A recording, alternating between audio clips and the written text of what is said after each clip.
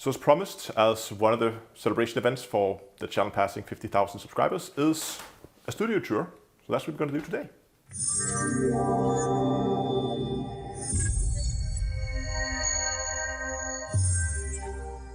Hello ladies and gentlemen, and welcome back. Today I'm going to give you a little tour of my small home studio here. And well, this is the entryway into the studio. And this is where the bunnies live. I don't think any of them are at home right now, but we can go see if we could find one of them. And then we have the studio over here, of course. Oh, there's one, being lazy. Okay, but let's head on inside. Of course, fence up to keep the bunnies out of my cables, because I prefer my cables in one piece. So that just falls away like that. And then it locks with a little hook back here so it doesn't tip over. But this is the studio. You're going to see it's quite a confined space, but I'm going to see if I can get you as much of a view of this as possible. As you can see right now, of course, I have my new Verbal HOTAS and stick out, microphone out as well. When all this is not in use, this can just be put into storage, so you can swing that arm away. The HOTAS can go over there, and similarly with the stick, if we get it to clear all the cables here, that will go there. Now there's a bit of a cover for the cameras in the way, of course, but then normally that would sit right there, and then microphone arm simply just swings around and can put into storage when that is not being used. And again, similarly, when the microphone is in use, I would then often have it sitting something like that. That keeps it nice out of the recording cone from the camera, which is standing back here. This is a Panasonic HCX1, quite overkill, but I bought this because I also wanted to take it on conventions and other stuff, but obviously that's happening a lot less with everything going on in the world right now. Then up here, of course, when it comes to any video recording, really, I cannot stress how important lighting is. So you will see lighting being quite a big thing. This is the first light that I really bought. This is a simple ring light, and these are usually intended to be placed around the lens of the camera. But one thing I realized was, there we go, that when you're wearing glasses and you have a light right in front of the camera, whenever you're looking at the camera, you get a glare around your eyes. So that's why I moved it up to the side and up a bit, so that I don't get a reflection in the glasses. Obviously, around here in the back, this is, well, just the green screen. I'm actually recording into a corner, as you can see. The camera is at a slight angle. It might not be very easy to see here, but it's slightly recording into that corner. And if you're ever going to do green screening yourself, don't do that. It's a really bad idea. It's hell to light. But I think I managed it okay. Basically, when I would normally be playing, of course, I would have the chair sitting right there. And then there's a lamp up here. You just turn on the back, so to illuminate that part of the green screen. And similarly, there's another light over here.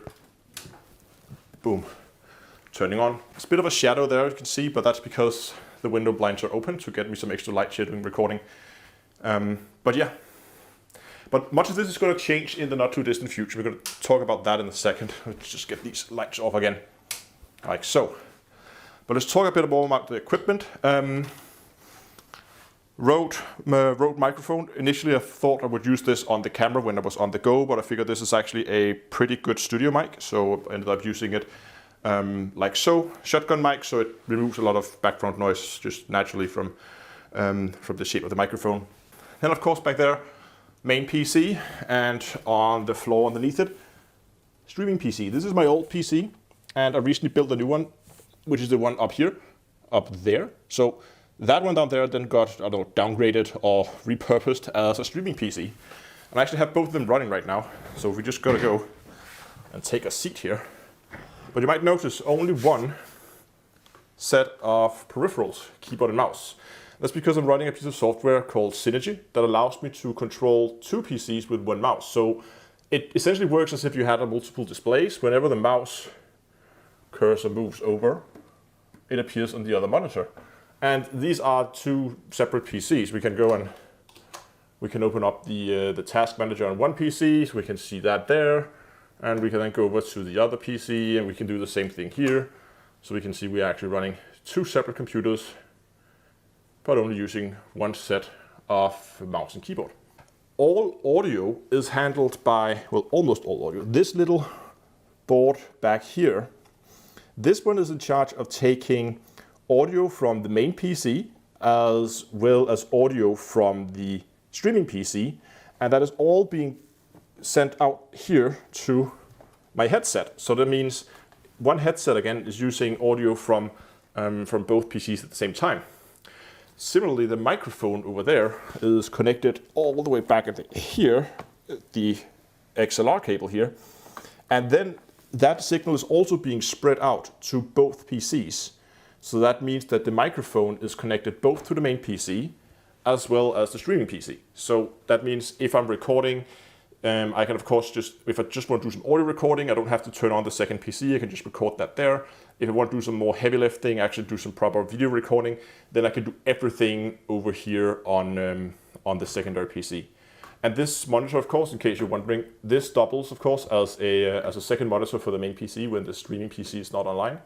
So if I just go ahead and let's shut down the second PC, then the screen will automatically switch over, but we can just do it quickly here. Oops. Like so. Swap that over, and now there, that serves as a secondary monitor for the main PC. I think that's about it in terms of the equipment. There's this box here from Derek Spear.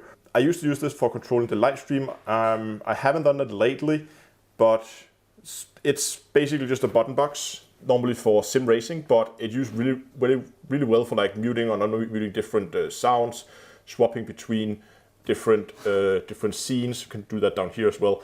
So basically just basically like an Elgato Stream Deck, but just more manual. Okay, let's just go a quick tour around the rest of the studio. Book storage, bit of a mess. More storage of things. This is my own camera equipment, stuff people sent to me, and had some incoming boxes here. Actually, let's just get these up here out of the way. We're going to talk about these in a second, because this one down here is the X52. There it is.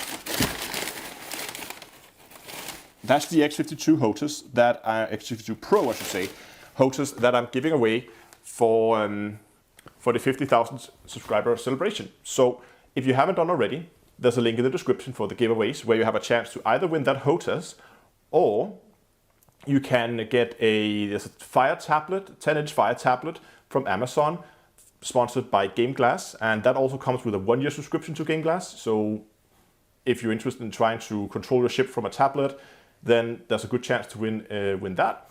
And GameGlass has also sponsored 85,000 ARCs that I'm going to give away. That's all going to happen in the live stream next week. So there's a link in the description where you can already sign up now. Go down, do that, and get yourself a chance to win some pretty good prizes. Now, I want to talk about one thing that is one of the main problems that I've been wanting to do something about in quite a while, and that is the ceiling height. As you can see here, we just flip the camera around again here. Like, these are shelvings, and they just continue and continue, and after they continue, the wall just keeps going and going and going and going. That up there, that peak there, is about 4.5 meters-ish, which in freedom units is, how much is that? 12, 13, 14 feet, something like that, all the way up there. That of course means that there will have always been this very roomy, echoey feel. The microphone that I use, normally you can keep that 1-2 meters away and get pretty clear audio. If I do that in here, I get a lot of reverb from the room. So that's why I'm trying to get that microphone, as we talked about before. Like, ideally, I would just put the microphone something like this, right? But then it gets quite far away from me, and I get a lot more of this roomy, echoey feel. So that's why I'm putting it down here, like so, where it gets a lot closer to me and I can still keep it out of frame. It does, of course, block some of the monitor here, as you can see. So normally I would probably put it a little bit more out to the side and then angle it in like something like that to try and prevent it blocking too much of the monitor when it's in use. But hold on, I have some cables here that's getting messed up here. There we go. Okay, But one of the things that we're actually working on at the moment to solve that is related to those white boxes we looked at just before. Let's see what we're planning to do. We just move out here. Is on top here, basically at the top line of the green screen, we're going to put in like half a floor. So essentially it's going to be like we're putting in a floor up here, but it's not going to go all the way out. It's going to stop basically where the door begins, or where the door opening is, right? And then there's going to be up there. It's going to make this room a lot more confined, and it's going to allow me to do a lot more sound dampening, and it's going to give us some more space up there basically for another half room. I'm really looking forward to that. And the boxes, the white boxes we looked at just before, these are actually just really, really cheap tower racks from IKEA. And the plan is to put those up in the ceiling and then use those to hang lamps and cameras from. It's not going to be, I mean, I have 3 of them, so 1 for the camera and 1 for each lamp. Not like that's going to be a huge amount of weight on these, so I think they can handle it. It shouldn't be a big deal. Hope so, at least. But there is one other thing that I haven't showed you guys yet, because when I am recording off the streaming PC, which we saw down there just a second ago, it of course needs to be moved over to the main PC where I do all my editing, only to then be moved back to the secondary PC for rendering. So that's the workflow. I record on the streaming PC, move it over to the main PC, do all the editing there where I have all the horsepower, and then I render it off the secondary PC, unless it's like a really time-constrained video that needs to go out quickly. Then I render it on the main PC because it's faster. But in order to handle all that logistics and to store all that video, we need to head to the other end of the apartment. So this is out here. Let me just take you guys with me here. Entrance, and up there in the corner, tucked away nicely, is my storage server. This is my network NAS, and this is essentially a network storage. So I have 6 disks, 2 terabytes each, giving me 12 terabytes of total space with 2 redundant drives, so 8 terabytes of usable space. And that also means I can have 2 drives fail in that at the same time, and then I'm going to be able to rebuild all the data. So that's just for security. And of course, we'll just quickly jump in here. We have spare drives in bulk. So whenever there's a drive that dies, I can just take the server offline, swap that drive out, give it a couple of hours to resilver that drive and rebuild the array, and I'm back up and running, and I haven't lost any data. That has happened to me a few times. But that is essentially the studio tour. I hope you liked it. I am going to do a small, more vloggy kind of a video when we get in to do the actual rebuilding and put in that second floor, so we could follow that process. So if you want to follow that along and see how it comes, and as I begin to sound treat the room and do all the rebuilding, hit the subscribe button down below. Thanks for watching, and until next time, I'll see you guys in space.